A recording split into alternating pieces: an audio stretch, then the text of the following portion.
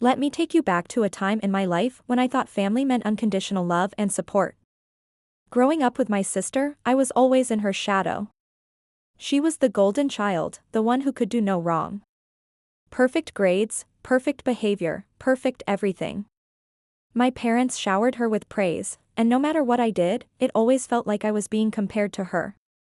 In elementary school, while I struggled with math and science, she breezed through.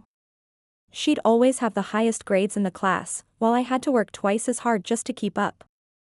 Every time I brought home a report card, my parents would say, "Why can't you be more like your sister?" That sting stayed with me for years. But as we grew older, the gap between us didn't just remain academic. It turned personal.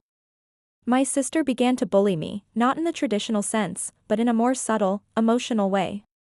When I decided to take my studies more seriously, she'd mock me, saying things like, "Why bother? You'll never get into anything as good as I did." She would hide my belongings, take my stuff without asking, and sometimes even spread rumors about me, making me feel invisible.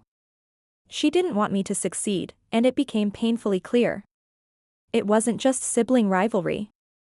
She actively worked to make my life harder, to the point where I began to doubt myself and my worth. I was constantly fighting to prove I was just as good, just as deserving as she was. But every time I tried to reach for something greater, she'd find a way to pull me back down. Then, one day, something big happened. I stumbled upon an opportunity that could change my life forever, the Rhodes Scholarship. I'd heard about it before, but this time, I decided to go for it. Oxford University, one of the most prestigious institutions in the world, was within my reach.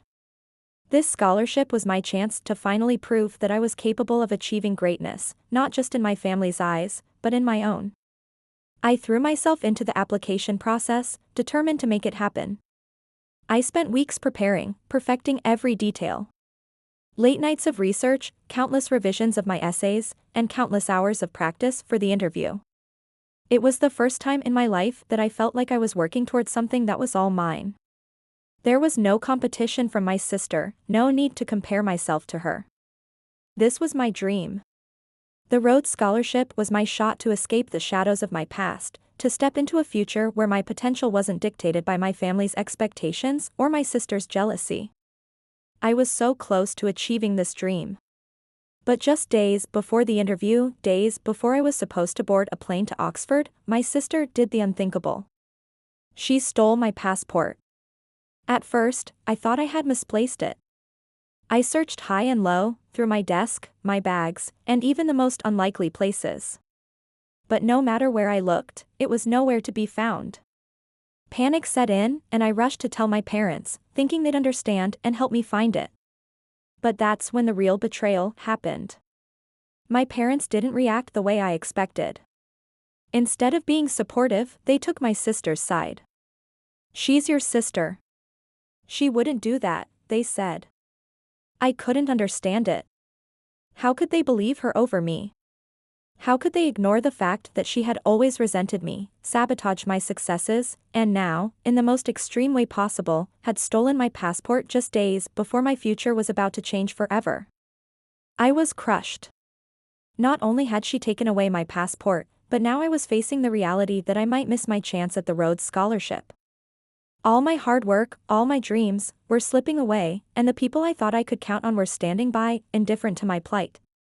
It was at this moment that I realized how far my sister was willing to go to keep me from succeeding. It wasn't just a mistake, this was intentional. She didn't want me to have what she never could, an opportunity to shine. And in that moment, something in me snapped. I wasn't just going to let her win. I wasn't just going to be another victim of her sabotage.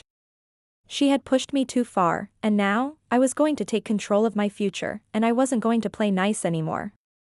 I could have given up. It would have been easy to let this be the end of the road. But I wasn't going to let her win. I wasn't going to let my dreams slip away just because of her jealousy and bitterness. I knew that I had one last chance, to get an emergency passport. I didn't have much time, and the process was going to be difficult. But I was determined. I started calling people who could help, friends, old colleagues, anyone I could think of who might have connections to help expedite the process. Some were government officials, others were people I had helped in the past, and I hoped they would come through for me. There were moments of doubt. It seemed impossible that I could get a passport in time, but I kept pushing forward. I contacted the embassy, explained my situation, and began pulling every string I could. It wasn't easy, and it wasn't cheap, but one by one, people I had helped in the past started to return the favor. After several tense days of paperwork, meetings, and running around, I finally held the emergency passport in my hands. It wasn't the passport I had originally lost, but it was enough to get me on that plane to Oxford. I had done it. Despite everything, I was going to make it. But here's where the revenge part comes in. As I boarded that plane, I realized something crucial. My sister's jealousy, her efforts to destroy my dream, had pushed me to work harder than I ever thought I could. It wasn't just the Rhodes Scholarship that I was after anymore. It was the feeling of winning despite her. Of overcoming her sabotage and making it on my own terms.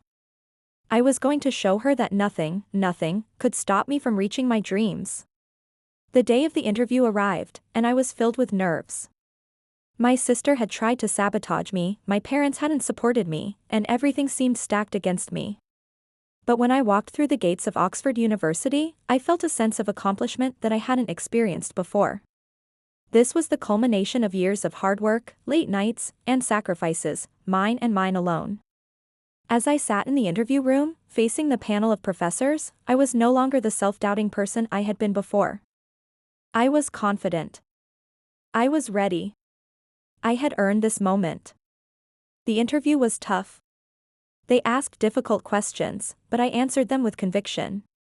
Every challenge they threw my way, I handled with grace. This was more than just an interview, it was my moment to prove to myself that I could rise above the sabotage and adversity.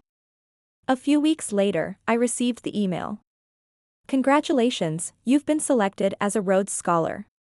I couldn't believe it. Despite the betrayal, despite everything I had been through, I had achieved my dream.